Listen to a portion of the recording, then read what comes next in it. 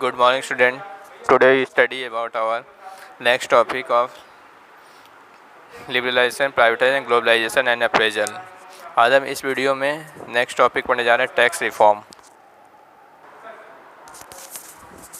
Tax reform it refers to reform in a government taxation and public expenditure policy which are collectively known as physical policy.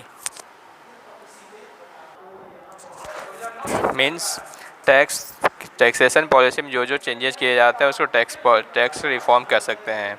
Means government को जो revenue मिलता है tax के रूप में, उसमें government day by day increase या changes कैसे रखती है टैक्स लेने की पॉलिसी में, तो उसी को हम टैक्स रिफॉर्म कह सकते हैं। और उसका दूसरा नाम फिजिकल पॉलिसी भी कहलाता है।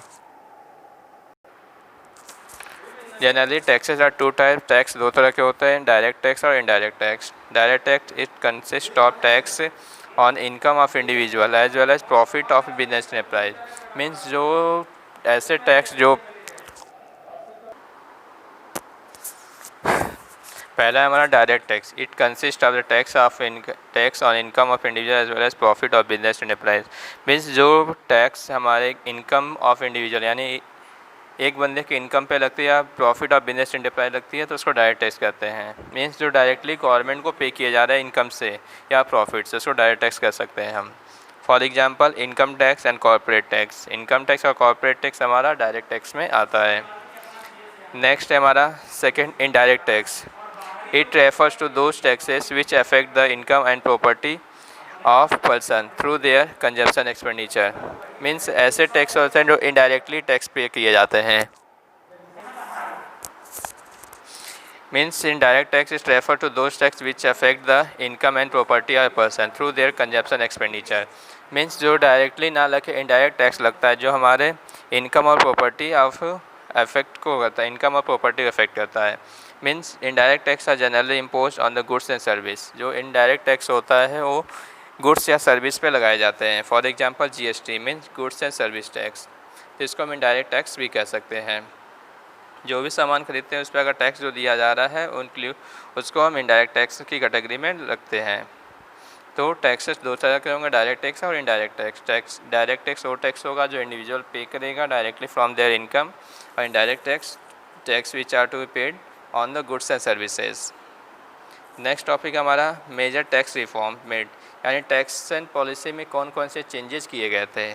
फर्स्ट है रिडक्शन इन टैक्सेस।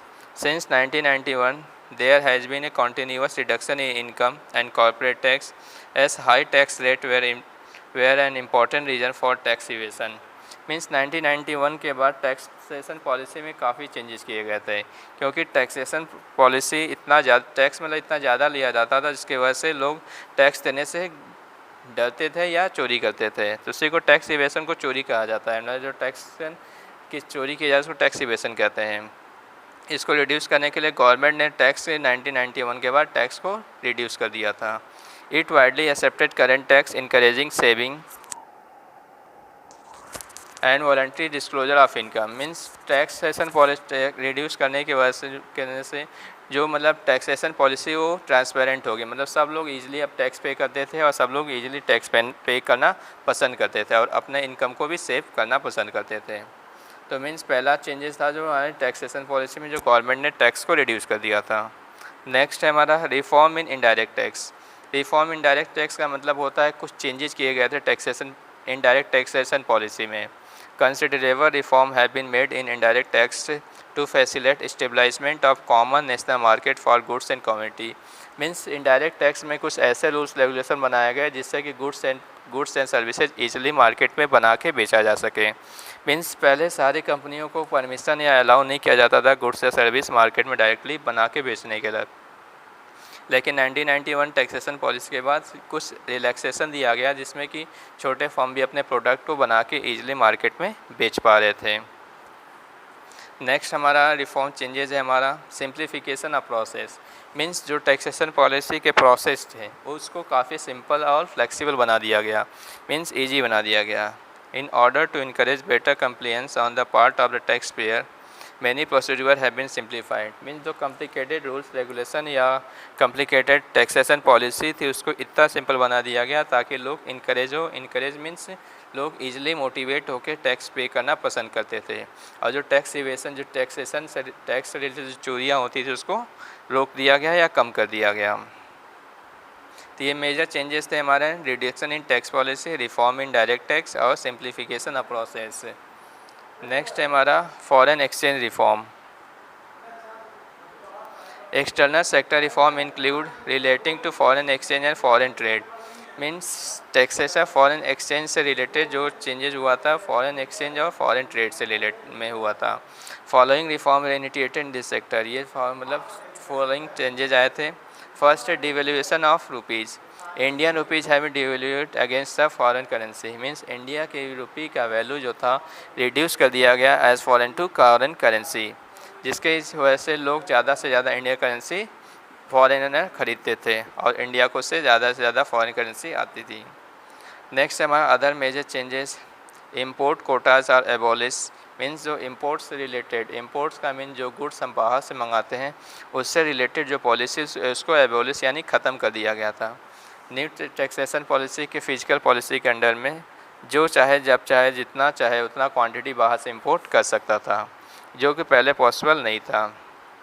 नेक्स्ट हमारा policy of import licensing was almost scraped. Means जो इंपोर्ट के लिए जो लाइसेंस देना पड़ता था या बनाना पड़ता था, वो लाइसेंस प्रक्रिया को काफ़ी इजी बना दिया गया, जिससे कि ईजिली सबको लाइसेंस लेके प्रोडक्ट मार्केट बना के बेचता था।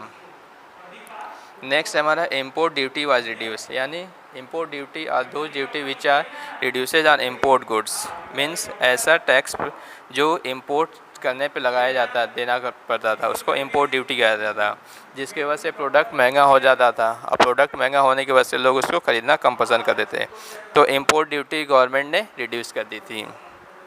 नेक्स्ट है हमारा एक्सपोर्ट ड्यूटी और कम्प्लीटली विड्रॉ। मीन्स एक्सपोर्ट यानी अपने कंट्री से बाहर की कंट्री में अगर सामान बेच रहे हैं तो उसको एक्सपोर्ट कहते थे, और जो सामान अपनी कंट्री से बाहर कंट्री में जाता था उस पर कुछ टैक्स पे करना था, जिसकी वजह से सामान महंगा हो जाता था या लाइसेंस लेना पड़ता था, जो कि हर एक एंटरप्रेन्योर के लिए पॉसिबल नहीं था। तो उसको एक तरह से गवर्नमेंट ने क्या किया था, रिड्यूस या विड्रॉ यानी ख़त्म कर दिया था। मतलब अब इजीली नए लिबरलाइजेशन पॉलिसी के अंडर में जो चाहे जहाँ भी चाहे किसी भी कंट्री में सामान बनाए या बेचे, उसमें कोई मतलब ज़्यादा उसको रूल्स रेगुलेशन को फॉलो नहीं करना पड़ता था। मीन्स रूल्स रेगुलेशन तो थे लेकिन उसको फ्लेक्सिबल बना दिए गए थे, जिससे कि उसे ईजिली सब लोग उसको फॉलो करके सामान बना के अब्रॉड बेचते थे। तो that's all this video, thank you.